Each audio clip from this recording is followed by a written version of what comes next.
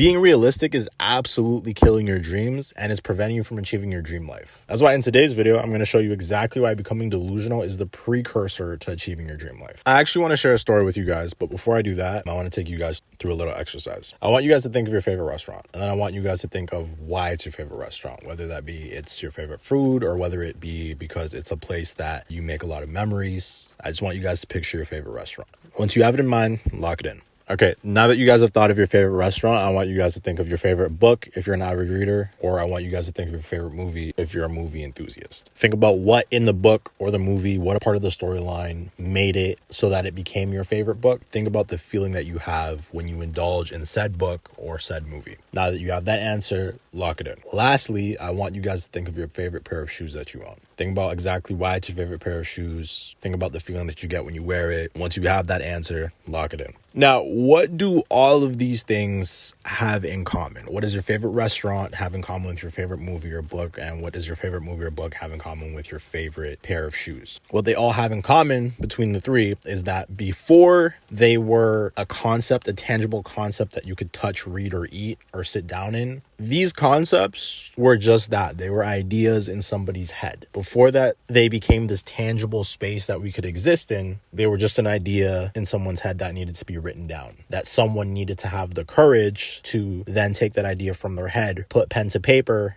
and create a tangible concept to then be able to present to you. You could argue that the owner of every single one of these things that are your favorite, so the restaurant, the book or movie, or the favorite pair of shoes, you could argue that everybody that created this concept needed to have a level of delusion in order to get this concept from here to here in the space that it exists. Had any one of those people been somewhat realistic about achieving their goal or about realizing their dream, you would not have your favorite restaurant, you wouldn't have your favorite book or your favorite movie, and you most definitely wouldn't have your favorite pair of shoes. And when you realize that each one of these owners needed to not only have the courage, but they had to risk people laughing at them. They had to risk the embarrassment of if it didn't work out in order for it to eventually work out. So when I was in high school, around the 10th grade, about 15, 16, one of my biggest goals at the time, one of my most important goals at the time was that I wanted to be able to attend Harvard University, among other schools, but that was one of my goals at the top of my list at the time. Where that goal came from specifically, I'm not too sure.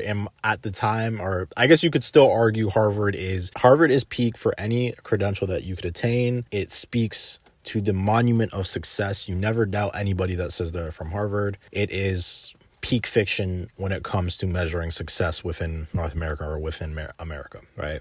So at the time, this was a goal that I wanted, and predominantly just because I wanted to be a very successful individual. When I sat down to try to reverse engineer what does a successful person look like in the mind of a 15, 16-year-old, I was like, okay, well, one of the precursors to becoming a very successful person is I need to be able to attend Harvard University. And for most people, this is a very honorable goal. This is a very solid goal, and I feel like most people would applaud you for even being so ambitious. However, in my specific case, at the time, my grades were terrible. My GPA was terrible. I believe I had around a 2.3 GPA. University, yet alone being able to attend an Ivy League university, was not something that many people believed was in the scope for me. As a result, upon me sharing this goal with many of my peers, many of my family members, I got laughed out of almost every room that I shared this goal with.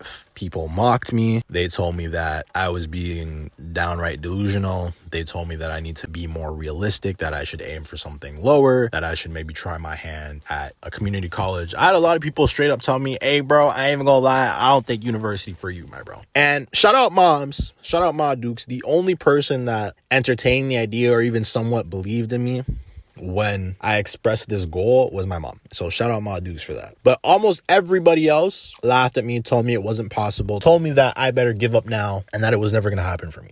And there's something that happens inside of me that lights a fire under me when someone tells me that I can't do something. All of a sudden, I now need to be able to prove them wrong. I now need to lock in and focus, prove all the naysayers wrong, because there's no way in hell I'm going to let you laugh at me and think that you're correct. You can have your laugh, it's funny for now, but it's not going to stay like that. And it's not going to stay like that because I'm going to do everything within my power to be able to prove you wrong and make you look silly the same way you had no problem making me look silly. Is that healthy?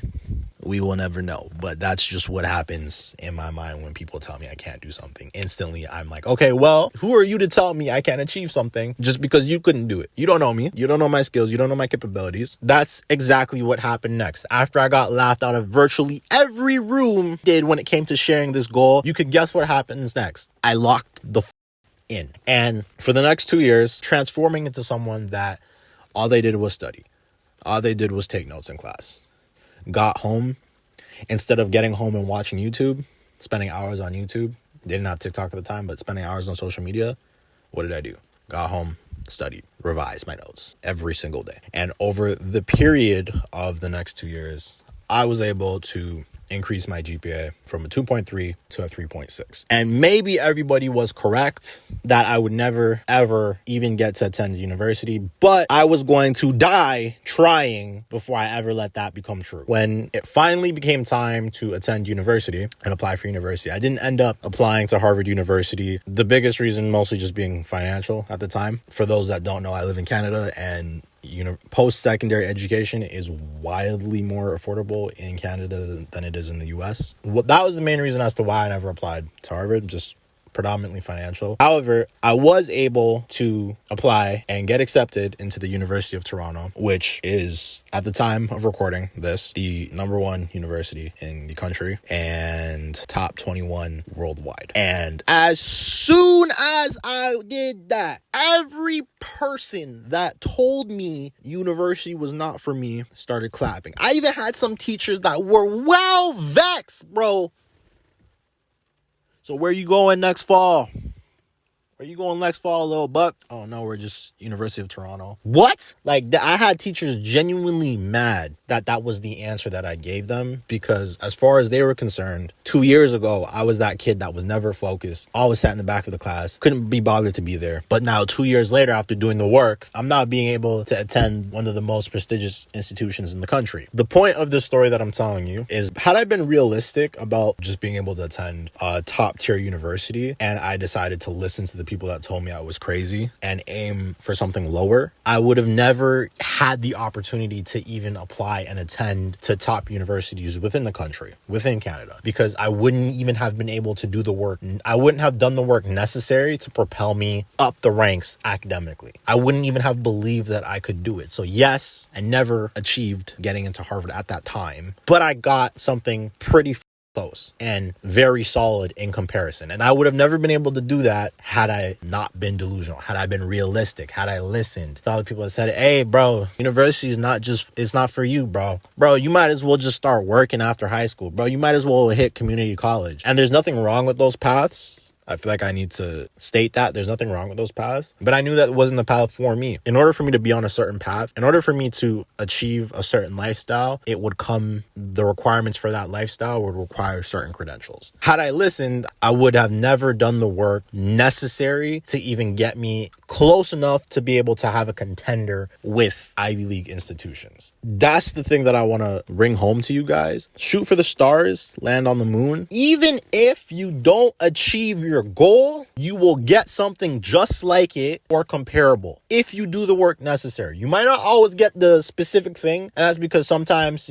God has other plans for you, but it doesn't mean don't try. It doesn't mean, because listen, a lot of the times when people tell you they can't do something, it's either a projection of how they feel, their own sense of capabilities, or honestly, they're telling you their perception of you as a person. They don't think you're capable enough, or they don't think they can do it, and you're a peer to them, so why would you be able to do it? But they're not you. You're not them, and you know your own capabilities. So even if you don't get here, you'll get here or here or here. Like, you'll still achieve something that's comparable to the thing that you wanted, and that's not bad either. That's not half as bad either. Because yes, I didn't get into the #1 university in America, but I got into the #1 university in Canada. And when I did my everybody was upset. Yeah, I had some people clapping, but everyone was well vexed. And they laughed at me years earlier. They laughed at me, but they weren't willing to do the work that I was willing to do in order to realize my dream. So whatever dream it is that you have, that you want to achieve, I need you to be hyper delusional about achieving it, because until you are able to make your dream tangible, it is just a concept. And until it is tangible, everyone's going to laugh at you. Everyone's going to say, be realistic. But it doesn't mean that it's not possible. It just means that you have to do the work to make your dream tangible. You have to do the work to get your dream from here to here, out here in space, in the real world. And you're never going to do that if you don't believe you can do it. You're never going to show up to study if you are like, guys, from jump, if you don't think you're going to pass a test, you're not going to do the work necessary to study. Why would you?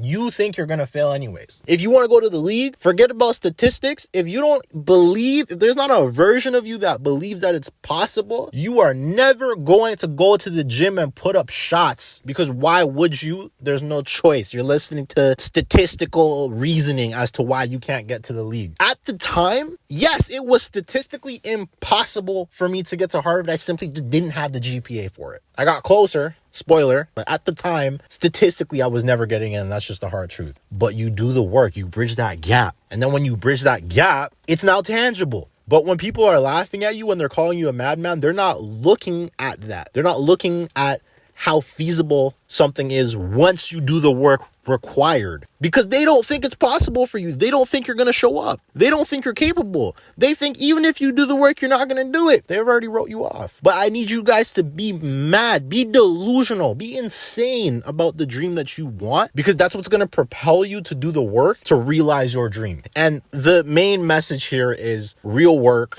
doing the work required to achieve your dreams is what propels you to your dream. You need to be delusional. You need to be mad. You need to be insane. You need to believe that your dream is possible. You're never going to show up to do the work possible to get you to your dream. Imagine the person, if we go back to the exercise, imagine the people for your favorite restaurant, the person that made your favorite restaurant, they listened to the naysayers and said, oh, that restaurant's going to fail, bro. No one's going to eat at your restaurant, bro. You can't even cook, bro. What do you know about running a business? You would never have your favorite restaurant. You would never have your favorite dish. You would never have a place to put your homies onto, simply because that person didn't believe that they could do it. So the message I want to leave here with you guys today, be hyper delusional about your goals. Yes, do the work. The more important lesson is be hyper delusional that you can achieve your dream. You have to be the very first person to believe that your dream is possible, because you need to be your biggest supporter, because you need to be the one that has to show up and do the work. Once you do that, the sky's the limit. And even if you don't achieve the dream that you want, specifically that specific thing, you'll get something just like it. And that is still something. If you enjoyed that video and you want to see more videos like this one, like, comment, subscribe, join the community. We post regularly about achieving the next level in life, self-development, self-growth. So if that's something that you want to tap into, subscribe. And until next time.